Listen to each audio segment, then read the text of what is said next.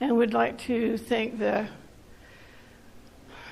RAP tax from Washington County and St. George City, and the Utah Arts and Museums, and the National Endowment for the Arts, who helps us support us in these endeavors that we have.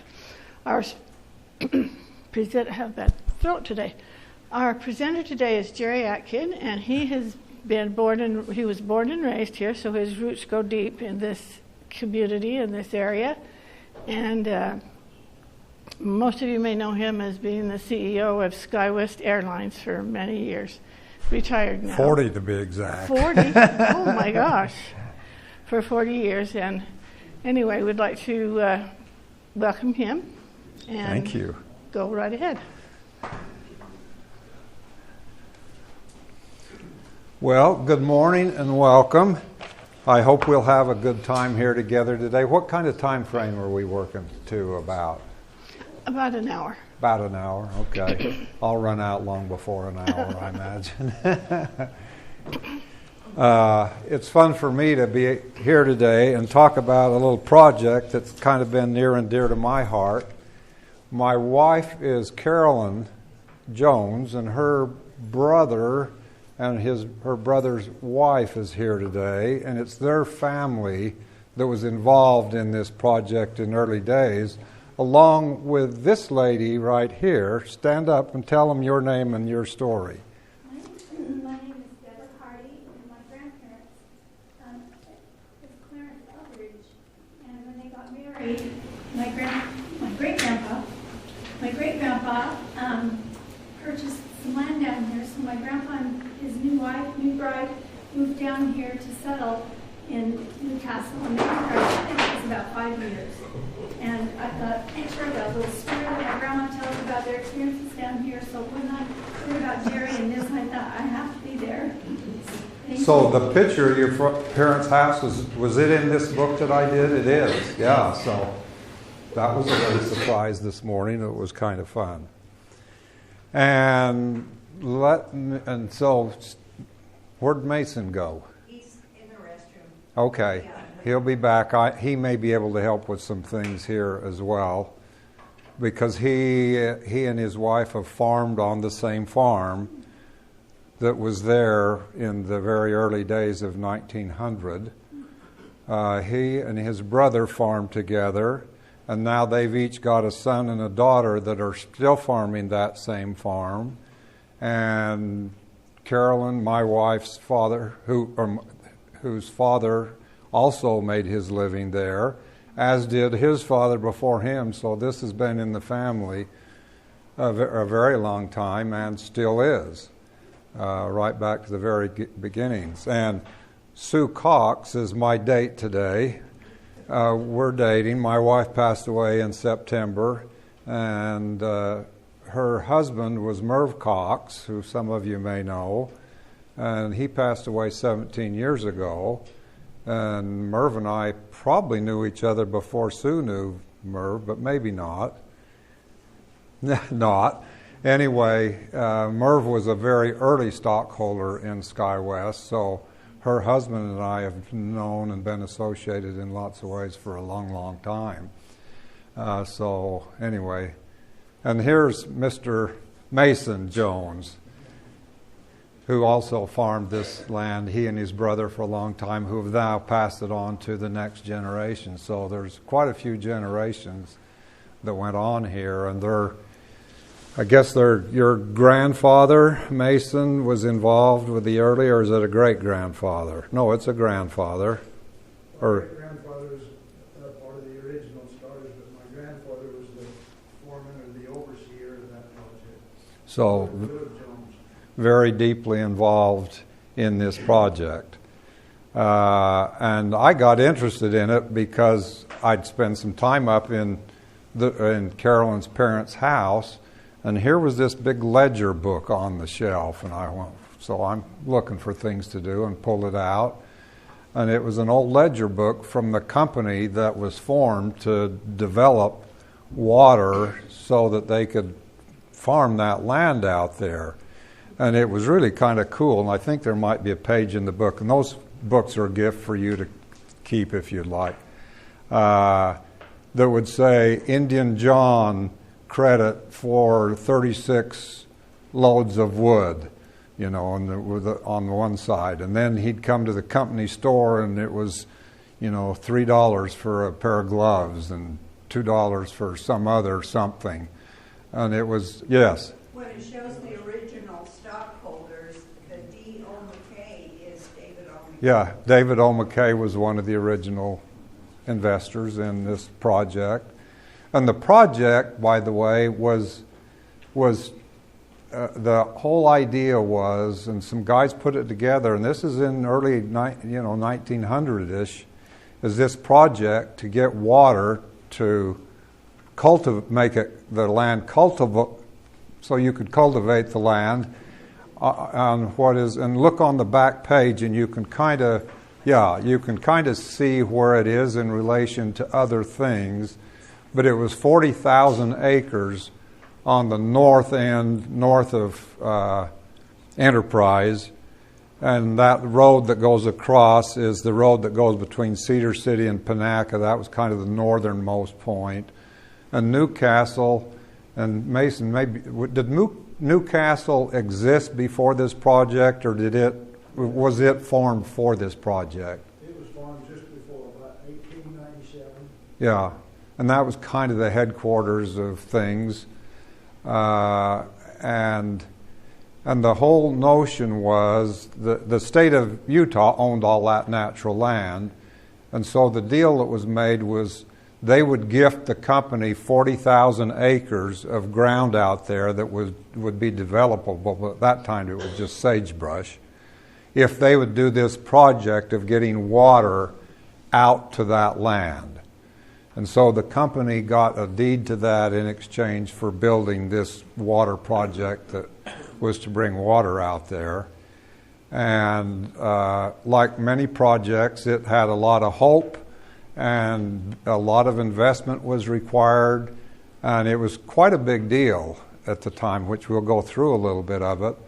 But the fact is, 3 years into it, the water, the place where the water was supposed to be stored, well, I'm getting ahead of myself. I'll go back to the story. Let's start with just the swap was made. You build this water project, the state of Utah will give you 40,000 acres and have a good day. So they went after doing that, raised money. As pointed out, David O. McKay was one of the investors, and obviously the money mostly came from Salt Lake because nobody in southern Utah had any money. But that's how it got started. So let's just kind of look at this back page, and this is kind of my attempt to put the essence of the project all together. So at the end of the day, the notion was to store water. I don't know how many of you know where Grass Valley is, but Grass Valley is a fairly good-sized open area. As you're going toward Pine Valley, you're almost to Pine Valley, you turn left, and it's quite a big valley there. And the idea was to build a dam in the south end of that valley so that they would create this big reservoir and run off-season water into it in the wintertime when nobody was using water. So the people that had downstream water rights didn't have any problem with taking water out that nobody was using through the wintertime, store it in this reservoir, and then let it go flow through various ways to get out on this 40,000 acres so that they could raise crops out there and develop that land, which they did in spite of a failure that took place, which is not the first time that's happened in a project. But they raised a lot of money, and they had an engineer that would supposedly know what he's doing to determine whether that would be able to hold water, and declared that it would, and it did for the first 3 years. And then at that time it didn't hold water anymore, and so the company existed up through 1935 with some of the water rights and stuff. So in many respects it was kind of a failure at the end, but what it did succeed at doing is getting that property, those 40,000 acres, into cultivation. And back then, you know, the only alternative was running water. I mean, I don't think they probably dug wells deeper than 10 feet or something, and that, you know, it wasn't significant. Today, that's all run on water being pumped out of the ground, and flourishes today because of that. Not because of this project, but this project was kind of step one in getting the land sort of secured and off to the races. So it never did quit. It just had a big bump in the road or two, which, you know, that's not the first time that has happened. So let me just get you oriented on this map a little bit. And again, the whole idea was to have water come in off-season and store it in the off-season and then send it out to Newcastle, the farms, in the summertime and, you know, make things grow. And this is meant to be a kind of a pictorial, and you can see down in the middle is the Grass Valley Reservoir, which was where the storage was. And they had some water rights that came in from kind of the north end of Grass Valley. And a thing that's interesting to me is if you go just to follow this line down to Newcastle and out onto these laterals where the farmland was, there's a mountain range that goes right through here between Grass Valley and here. This is all Salt Lake Valley drainage. This is the Colorado River drainage. And I don't know how many places in history that water's been diverted out of one drainage into a completely different drainage. But back then, there were a lot of miners and stuff out to Panaca and that area. And somehow they hired a bunch of those miners to come over, and they dug a tunnel underneath the bottom of that mountain over to right in here, which was the headwaters of Pinto Creek, that some of you will know where Pinto Creek is. And then Pinto Creek itself flows all the way down to Newcastle. So that was, if they got it from here over into this drainage, then the water was available to irrigate this 40,000 acres over there. And that tunnel is still there, and it still flows water. Not very much, but in the spring it flows quite a bit of water. And not many people know, but if you go up just before you start going over the hill and go to the right, up by Rancher's Place, if that makes any sense to anybody, there's a big hole right there. And next to that hole, they dug or pushed up a great big, like a dam almost, that runs for 3 or 4 miles from that part over to the east to catch water that comes from the north, hit that, go along, dump into this hole in the ground that goes over, and so add some water, because they did have some water rights of their own that came that direction. And so that's how the water kind of would flow out. And then if you look back at, this is just fascinating to me that these guys figured out how to make water flow. But the other part is this lower part, this blue line right here. This goes up to the headwaters of Pine Valley, right at the foot of the mountain. And they had, I think, a same group of some miner types out to Panaca and out in that area that they hired to come over here and dig a canal from the very headwaters of the Santa Clara Creek, which is the name of the creek that comes through Pine Valley.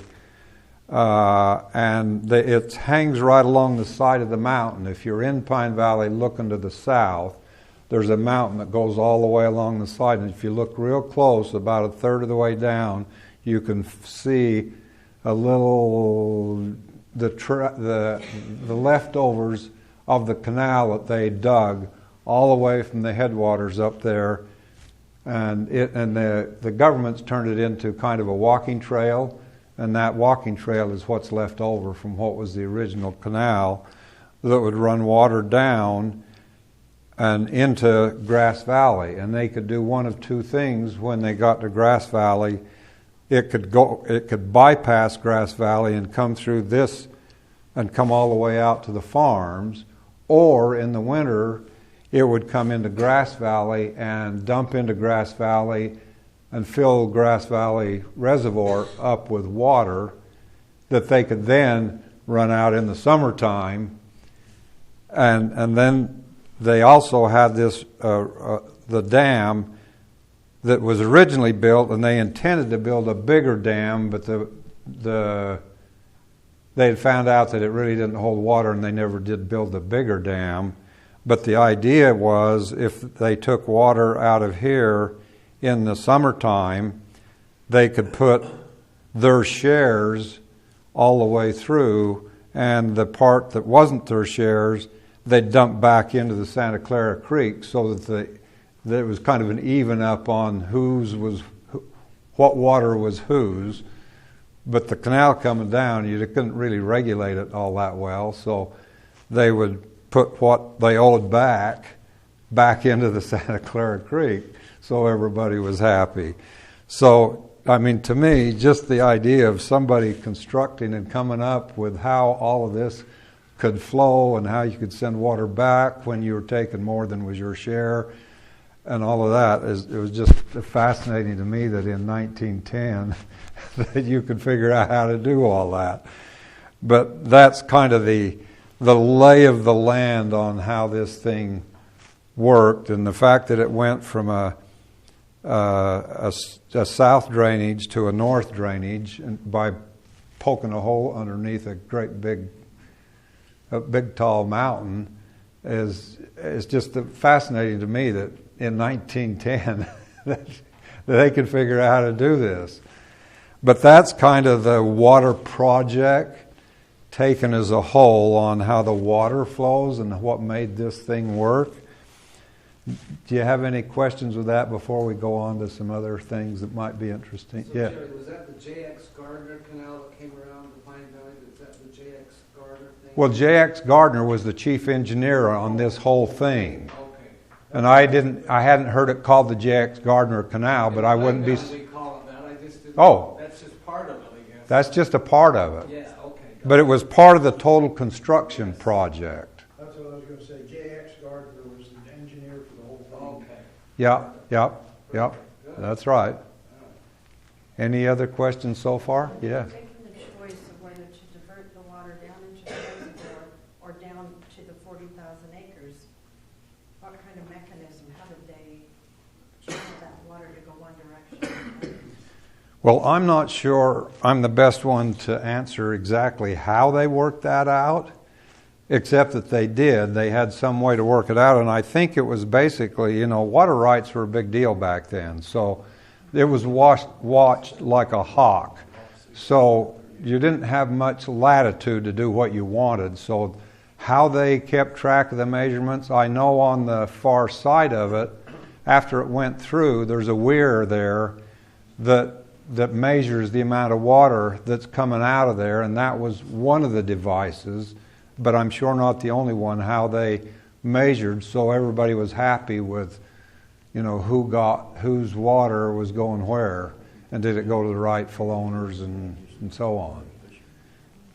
Do you have anything to add to that, Mason? They have weirs along those streams to measure water.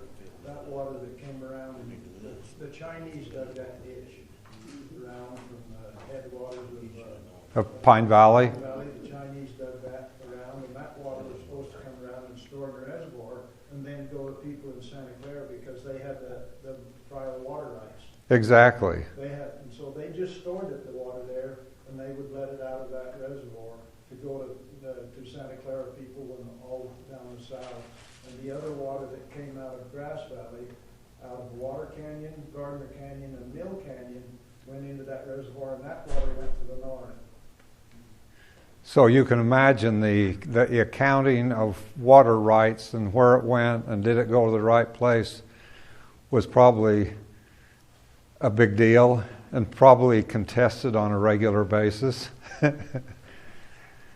So that's kind of an overlay of the project. Any other questions on the overlay, and then I'll get into a little bit deeper on that. But to me, and I don't know what it was like in 1905, but to come up with that is just astonishing to me. Jerry, question? Yes. How did the people in the St. George Valley feel about this water going north rather than coming south? Do you have any feel about that? The only feel I have is they had the Virgin River was their primary source of water, and so they never had any natural water coming from Pine Valley in the first place. So I doubt it was a big deal to them because it just did. What? Cottonwood Springs Was coming into St. George. Yeah, that's right. That's the original source of water. Is Pine Valley Mountain Springs. Yeah, it wasn't the people in St. George, it was the people in Santa Clara and Gunlock and Yes. Vail and all of those on the Santa Clara River. That's right. That's right. Because that is the water that starts in Pine Valley and comes down. So that's where all the balance was between Santa Clara and what they took out to go the other way. But in theory, the water that was taken out in the winter when they didn't need any water in Santa Clara, didn't use any water in Santa Clara. But I'm sure there were touchiness on the falls and the springs and how they worked all that out. And there still is a little bit of difficulty that continues to this day on whose water is what and where does it go. And Mason, who lived his life out there, shaking his head, yes. Yes. Would you mind describing a weir for me? Jeff, you might be better than me. It's a box that the water goes through, and it has a little turning thing on it, doesn't it? It's a dam in the stream, and the water flows over it, and then there's a measuring device out here that tells how much water is flowing over that weir. And they just read that device, or that measurement that sticks up there, and it's in second. And then do the calculations. It's measured out in second feet, and they can just walk up there and read that thing and know how many second feet of water is flowing over that weir. It flows over a. Thank you. Sure. And questions are welcome, by the way. Let's see. What do we go to next? Jerry, while you're collecting your thoughts, can I just ask a personal question? Yeah. I'm Chuck Adair. My great-great-grandfather, Samuel Jefferson Adair, was in charge of the first 10 families to come down and grow cotton. In Washington or St. Washington? Yeah, in Washington. Yep. So they set up their base of operations by a place called Adair Springs, which is right, if you know where kind of the Washington City Center is, you go over a block, you'll see a monument there that says Adair Springs. Ah. I always wondered why they chose that source of water rather than other springs around. Is there different qualities of water? Oh, yes. Okay? So they chose Adair Springs because that was the best water they could find? And I'm seeing more shrugging than I've got an answer to that. That spring comes from. It's got to be Pine Valley. Oh, it's got to be Pine Valley. Oh, I'm sure. Because you've got Green Springs, you've got other sources of water, but they chose out of all of those sources to set up their little beginning of the town right there. It would also be gravity flow from that point, rather than trying to get stuff in the Virgin River. That's true. Gravity flow. That's true. That's true. And the Virgin River was raucous at some times of the year and hardly a drip other times of the year, so it was pretty nasty to manage.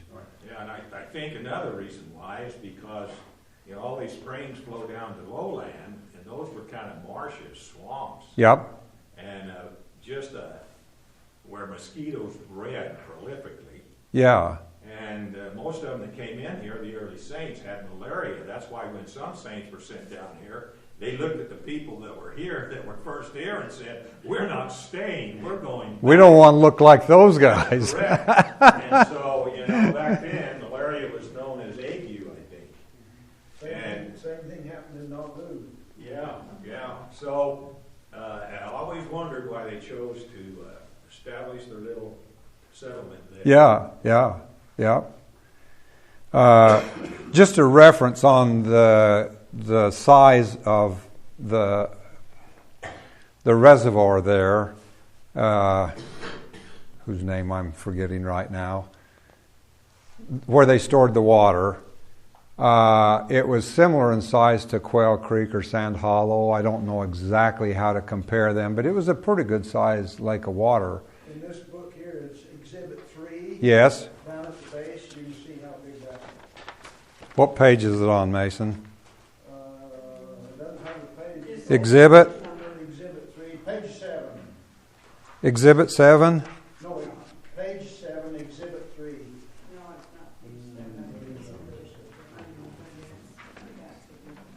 Yeah, well, it's That's it. Right? this is it right here, Exhibit 3. And you can get a look at what size that reservoir is. Fill up that whole valley, and It- they could let water out to the reverse end if it was full Yeah, through the tunnel. back through it. If it was full, it'd send it through to Pinto Creek. Is that what we're saying? Yeah. I mean, that's a big pool of water. Now, a big pool of water that doesn't have a good holding tank doesn't work out very well at the end. So after 3 years, it just was not very successful. And the company ultimately folded up after, 1935, I think, is when it finally, they closed the doors on that. But some water still flowed, and it still does today. Okay, let's see what else where we want to go to next. So Jerry, how does the Newcastle and the SLM desert area north of Enterprise, how do they get their water today? A lot of that's, of course, irrigated. It's very good. Well, no, it's all pumped, I think, isn't it, Mason? The water that they have is all well water. There's the water rights that the Newcastle Reservoir Company had, which is the leftovers from this Newcastle Reclamation Company. They can take out of Grass Valley 4,000 acre feet. That's their limit. The rest of it flows south. And so that water goes into the Newcastle Reservoir and then is sent out to the different farms to be used through a pipeline with meters on it. Right. That's how it's taken care of. The rest of it is deep well pumps. Yeah, and there weren't deep wells back in 1905. No. So that was the only source they could get us through there. And so today's source of water was non-existent back then. So it switched over time to, 90% of it's got to be deep well water pumped today, something like that, most of it. And there is a little reservoir just upstream from Newcastle a little bit called the Newcastle Reservoir. And so there is some storage capacity there that I assume is... 5,200 acre feet. How much? 5,200 acre feet is the storage capacity of Newcastle. But I assume that that's collected in the winter and then is sent out in the summer for the farms. Okay, let's see. What's next here?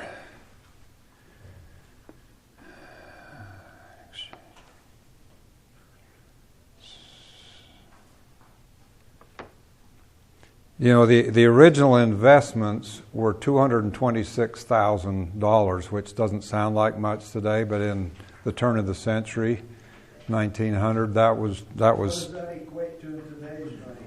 having a lot. A lot is all I know. And they had a marketing plan. They had a 1910. They built a hotel so they could get people to come down, stay in the hotel, take a look around, see what was going on. Hopefully, invest in land. And they had a 1910 Cadillac that would run between Modena and Newcastle. That was Burl. Burl's closer. Oh, Burles. There was a service station or a Oh, there was. That's where they picked them up and brought them up. Oh, okay. Miles to them, it's about 18 to Modena. Oh, okay, okay. There's better information. Good. But just the idea, they built a hotel, they had a Cadillac. Somewhere in here there's a picture. Well, I guess on the front page there is. Take a look at that tractor. Steel-wheeled tractor, and it was all run on wood, burning. So they had huge contracts from whoever would bring them wood. Yeah, Mason? I was just going to say one thing. To operate that tractor, it took 2 4-horse teams hauling water and 2 4-horse teams hauling wood to keep the thing running. And I think... came with the tractor. And I thought I remember hearing that the guy driving the tractor was an imported guy from whoever made the tractors, because he was the only one that could run the thing. He came with the tractor. He came with the tractor. Blacksmith, so he could repair or fix and make any part. He could drive, repair, and fix. Yeah. You know, I mean, that was pretty high-tech stuff for the time. Let's see. Well, anyway, it got built and water flowed, and you know they had their challenges, and it didn't turn out quite like they wanted to. But it was a big project for its time, and I guess that's partly why I wrote this, to just capture, because I couldn't find anything that was written down about this at all, other than people's memories who were starting to die off, and so it was just a way. It was my feeble attempt, admittedly, to document what went on there in what seemed to me a very amazing project for his day that demonstrated the grit of some of these early people that were down here. Let's see if I've got any other notes to talk about. Get water to run uphill. That's a pretty good description. Do you have any additional questions or comments? You've probably flipped through this little Jerry Atkins constructed book. Yeah. So was the major flaw that happened was that the reservoir didn't hold water? End of story. That was what happened. It worked for 2 or 3 years, and then water finds a way out. You know, my son's the water engineer, Clint, and he's talking about the one up by, just below New Harmony. That one won't hold water anymore. That's why they're having to make... It used to, and now it doesn't. Is that it? Correct. The Grass Valley Reservoir was built on a volcanic formation. That's all fractured, and once it started to leak, they could die in there. Bill Beecham was the water master at the time, and he was up there and he saw whirlpools in that pond. They put dye in there and it come out down below, down around, closer down this, the Indian reservation down here. Came back up. Yeah. There's a picture of a water weir on the very last page in this book, if those of you who are interested in what a water weir looks like. I mean, Mason described it well, but that is, and I think it's still in existence, and I think it's still used. That's the one that the water coming out of Grass Valley is measured over. It goes into the New Castle Reservoir. That's where it gets measured. Yep.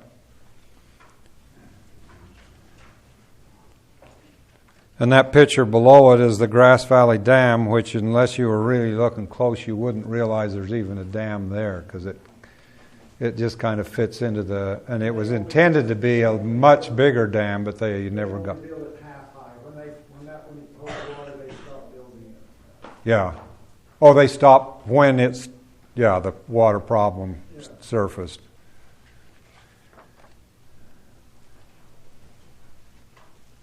In fact, let's just flip backwards and I'll just point out a couple of things. Go back to Exhibit 9, which is the page before that.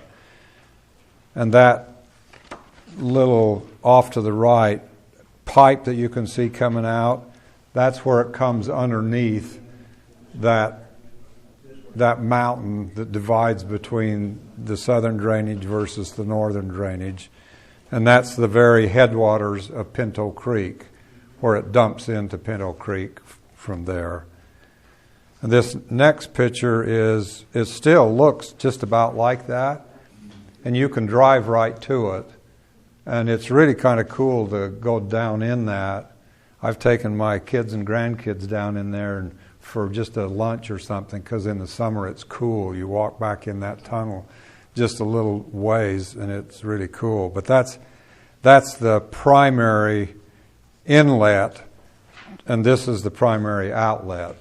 Inlet on the left, outlet on the right.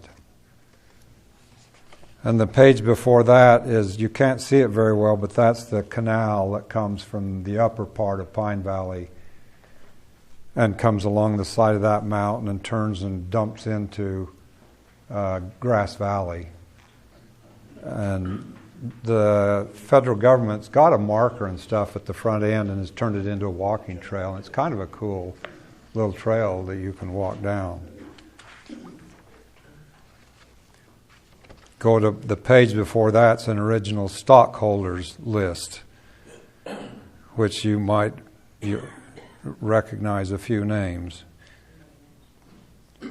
Somewhere on there is,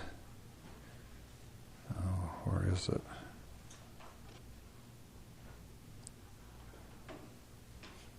Well, I can't see the one I'm looking for, but J.X. Gardner is on there. Forsyths were on there. Robert Nell.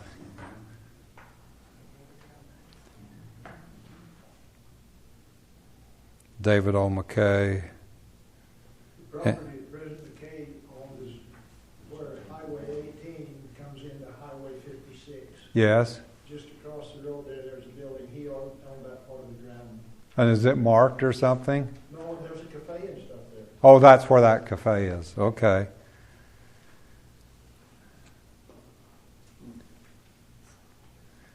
And the page before that is just kind of interesting to see how they kind of accounted for things and the irrigation rights. Their whole idea for that, to break up that ground, and they were going to raise wheat there. Yeah. They had those two tractors, and then they have a steam. Oh, was there two tractors? Yeah. They have a steam-operated thrashing machine with a 20-foot cutter bar. They were going to thrash that grain, take it down to Burrow, put it on the train, and some of the stockholders were Porter Walton Seed Company, so they were going to send it up to Northern Utah to Porter Walton Seed Company to be ground into flour. Sure. Yeah. And then here's a couple of Exhibit 5 that I just got a kick out of how they accounted for stuff. You know, there was Knos John the Indian, and on the left side is his draws, and on the right side is kind of the IOUs to him. So he did 936 posts at 12 cents a piece and got a credit of $112. And on the other side, he got some bacon out of the company store for $1.25, and they just kept those running totals until at some point there's a settlement that took place. Yeah, I had a question in Juanita Brooks' History of the Jewish People. Of the Jewish people? Yes. Commissioned by the Jewish community up in Salt Lake City to do a history on the Jewish people. Well, in Utah, and eventually included Idaho. Uh-huh. But in there it talks about two Jewish gentlemen who had a major potato operation.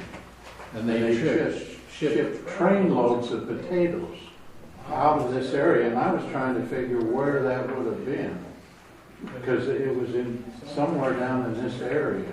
Zimmerman Farms. Do you know anything about that, Mason? And I don't know what period that was, but it was evidently huge if they were shipping trainloads of potatoes. Zimmerman Farms did for years and years till they broke that one. I wonder if that's who it was. Because one of the founders was wealthy and the other one ran the operation. That sounds like Zuckerman's. And then one of them died. Weren't they reasonably wealthy from California? Huh? They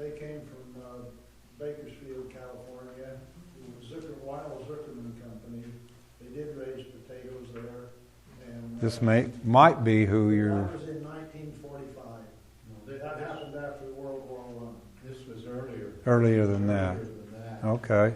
And, it must have been significant if they were shipping trainloads of potatoes. And I tried to figure where, whether it was in Burl or somewhere up in that area. But the question today is, there's that huge dairy there. Yep. Now, was that in part of his farmland here in Mason can answer that. It would have been on the south end of it. the south end? Yes. And so, Over in this area. right.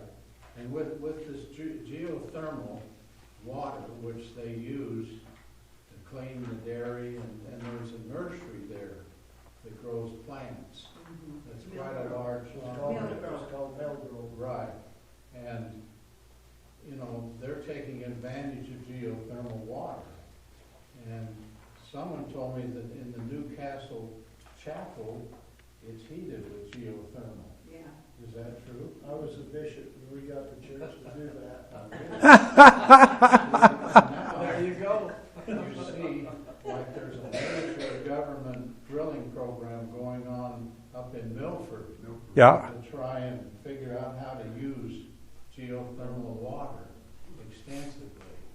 And, so it's an interesting part, but to me it fascinated that we were probably a bigger producer of potatoes than Idaho back in that period. Just flip through some of these pictures of what went on back there on Exhibit 3. There's a huge canal of water right there. I mean, that's just a lot of water.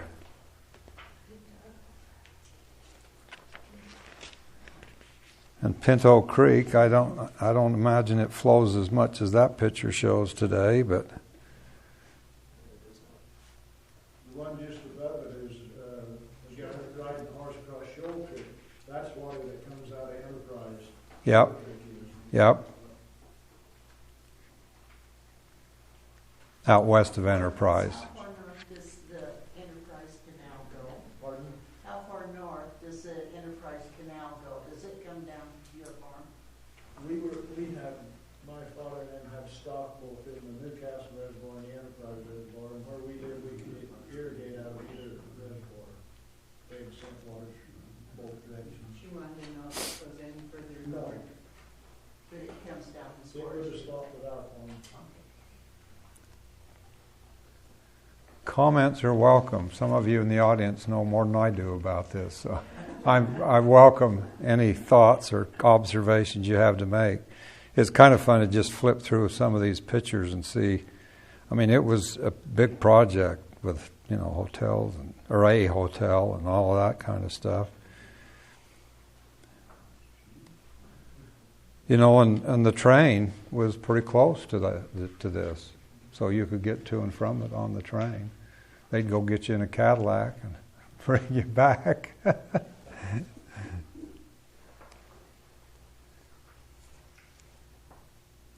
But, it looks like there's pictures of a lot of grain being stacked up, so it was productive for a while, that's for sure.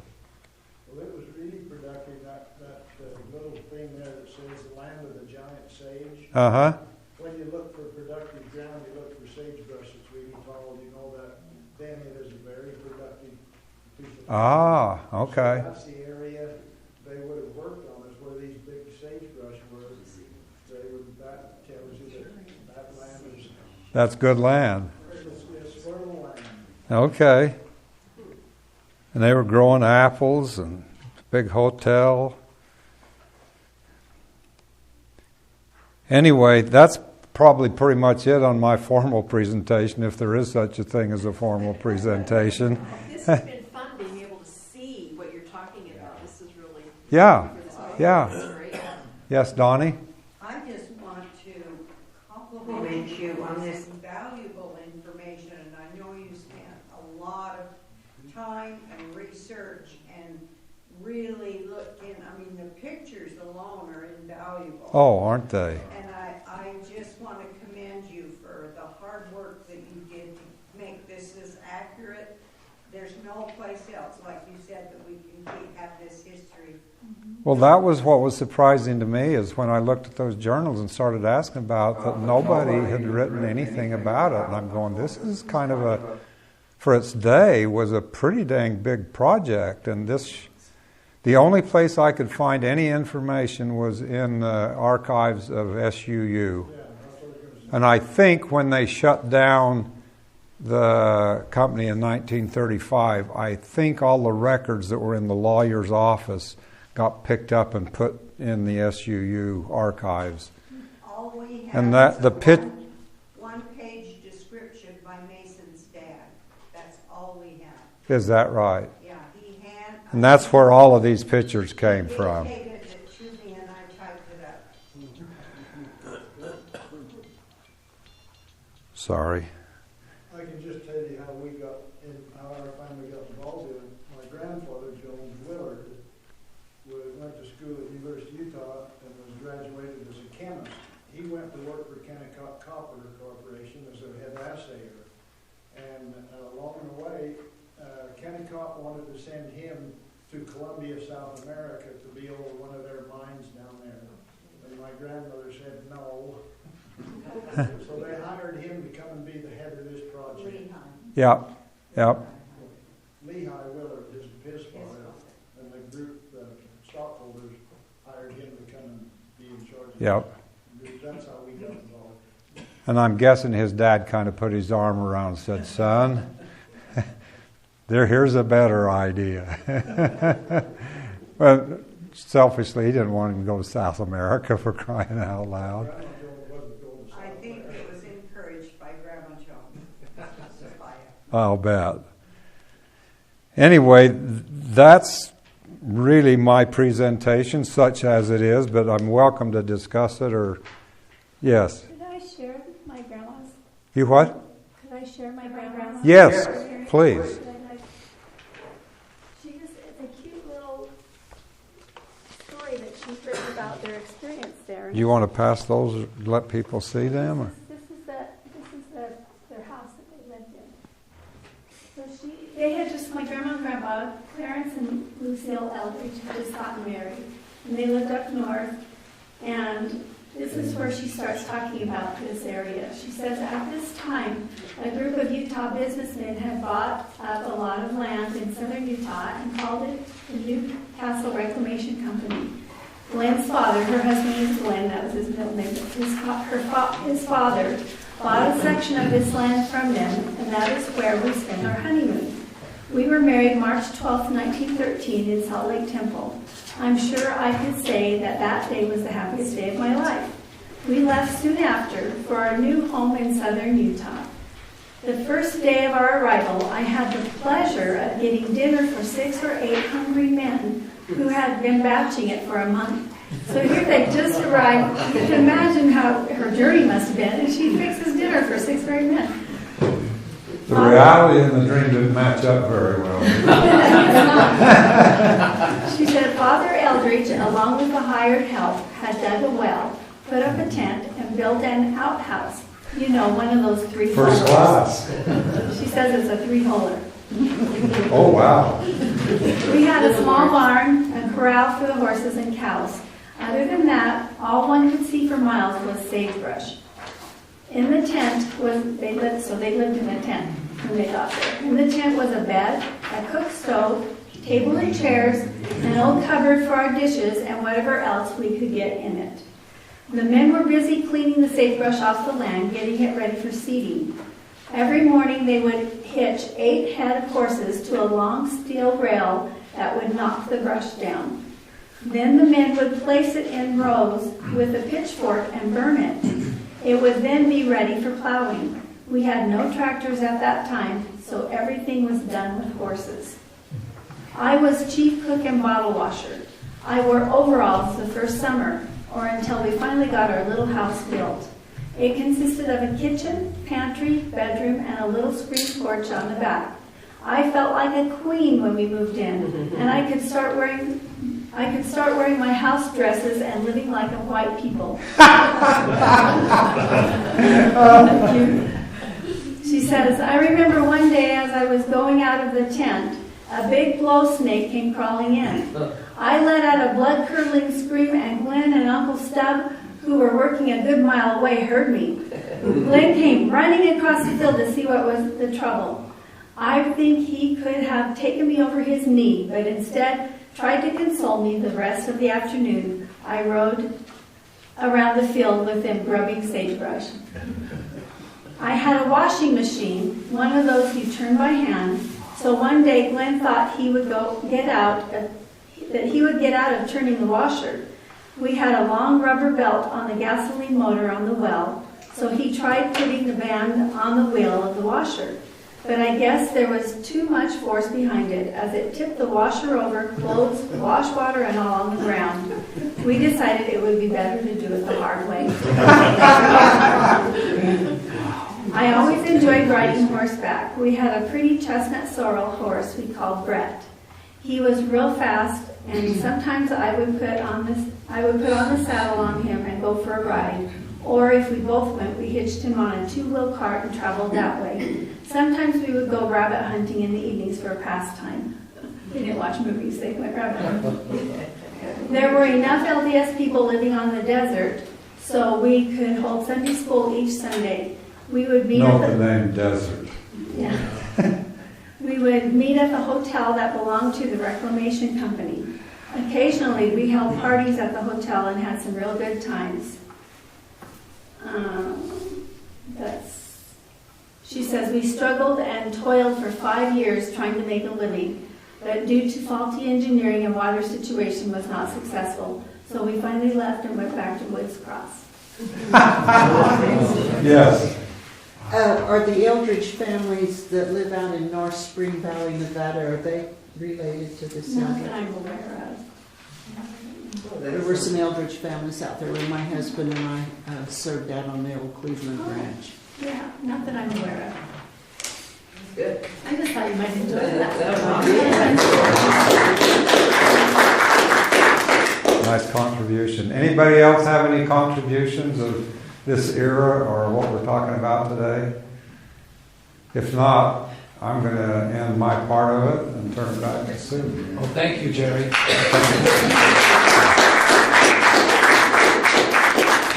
Thank you, Jerry, and thank you all for coming. And our next event is, I forgot what it was. It's the It's the Women Battalion, but it's going to be more about songs and tunes that and the entertainment that they had going through that arduous journey. And that will be next month, the third Saturday at the same time at 10 o'clock. Thank you. Donnie has brought some bigger blow-ups of a few pages that are in this book if you want to walk by this on your way out as well. There's one other thing that Mason wants to show you, and that's a key to the Newcastle Hotel.